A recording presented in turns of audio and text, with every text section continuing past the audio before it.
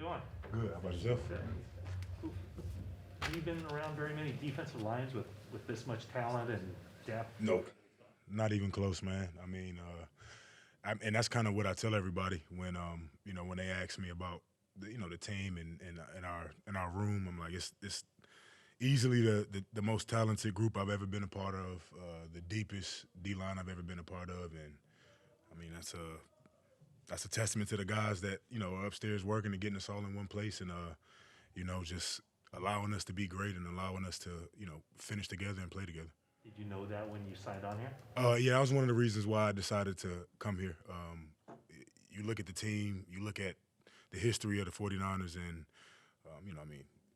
a couple years ago they were in a big game, and injuries, killed them. The year after, and then you look at them rebuilding and not rebuilding, but building their roster back up, trying to get back to that spot. And for me, it was kind of a no-brainer when they gave us a call. What type of reputation does Chris Kasarik have for a free agent like you when you were making that decision? Oh, I mean, I actually knew Chris before I signed here. So me and Chris had met when he was in Detroit. I was a free agent, and they were trying to get me in Detroit. I went on a visit there, met him, and I loved him there. It just didn't work out at the time. But I already knew who he was, and that was also a big reason why I wanted to come play for the 49ers, because in my opinion, he's the best defensive line coach in the NFL, and his resume speaks for itself. A couple of your position mates have said that DeMeco Ryans has really helped you guys play faster this year. Do you see that from where you've played before? Absolutely. I mean, I can't stress it enough. It's probably going to sound like a little bit cheesy, but this is like the best, the fastest, the most, like everything as far as his defense and the defensive line goes. I mean, it's really crazy to see at practice, and I think that's important because we all feed off that and it keeps us going. But I mean, it's actually fun. It's scary.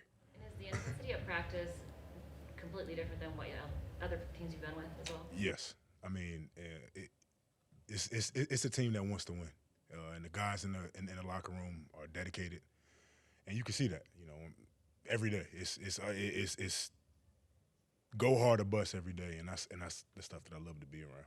Zach, did you know much about Kentavious Street? Obviously, he hasn't played too much in his career with injuries and stuff. So, did you know much about him before you got here? Yeah, I mean, you always, as a defensive line. I mean, I'm an older guy. I've been in the NFL 8 years now. So you always follow defensive linemen. He went to NC State.